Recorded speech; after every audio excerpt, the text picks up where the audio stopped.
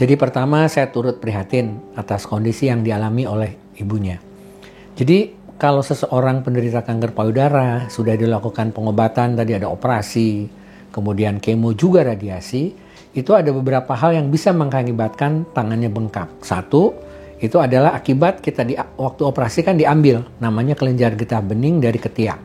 Itu pun sudah menimbulkan risiko untuk terjadinya pembengkakan pada tangan. Apalagi ditambah dengan radiasi, itu membuat kelenjar getah bening atau jaringan di ketiak itu juga menjadi lebih mengkerut akibat operasi dan sinar, sehingga itu juga berisiko untuk terjadinya pembengkakan tangan.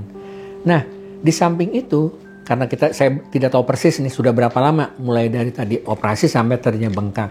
Kalau misalkan bengkaknya itu beberapa waktu dan cukup lama, biasanya itu akibat tadi proses operasi dan radiasi. Tapi kalau beberapa tahun kemudian, apalagi ditambah dengan rasa sakit tadi yang hebat dan juga tadi dikatakan lengannya tidak bisa bergerak, artinya selain ada kemungkinan pembengkakan akibat kelenjar getah bening yang tersumbat, tapi juga ada kemungkinan kankernya kambuh kembali, kemudian mengenai dari saraf-saraf yang mempersarafi otot-otot di lengan, sehingga lengannya tidak bisa bergerak. Sehingga walaupun tadi sudah kempes, tapi kemungkinan saraf yang terkena itu sudah tidak bisa pulih, karena memang kelainan pada saraf itu lambat sekali sembuhnya, atau bahkan kalau sudah terkena kanker mungkin tidak bisa sembuh seperti sedia kala. Jadi disabari saja, nanti terus berobat. Mudah-mudahan kalau memang tadi kelainan pada sarafnya itu sementara bisa pulih, tapi kalau sudah permanen memang itu merupakan kondisi yang sangat memprihatinkan.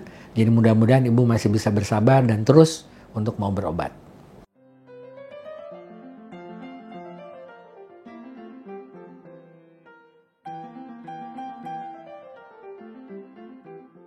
Jadi semua jaringan tubuh kita yang dilakukan tindakan itu akan menimbulkan rongga, dan di dalam rongga itu akan juga memproduksi cairan.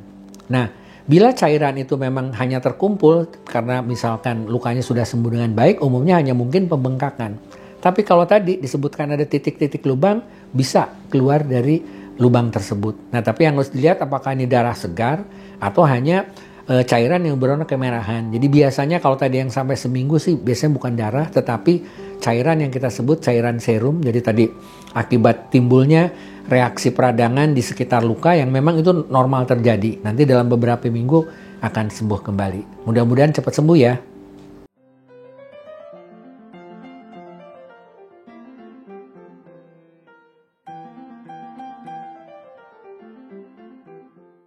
Ya.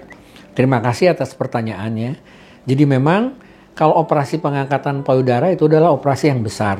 Jadi bisa dibayangkan kalau pengangkatan di jaringan tubuh itu besar, itu akan menimbulkan cairan juga yang cukup banyak. Tidak saja di bekas luka operasi, tapi juga kadang-kadang karena kita akan mengambil kelenjar getah bening di ketiak, juga menimbulkan cairan.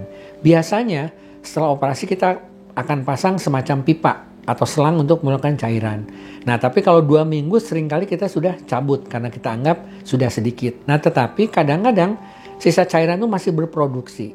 Kalau misalnya sedikit, itu akan diserap oleh tubuh dalam waktu 3-4 minggu. Tetapi kalau masih banyak, kadang-kadang masih timbul. Makanya tadi bisa bengkak, tapi bisa menurun. Tapi insya Allah sih dalam waktu sebulan biasanya dia akan kempes seperti sedia kala.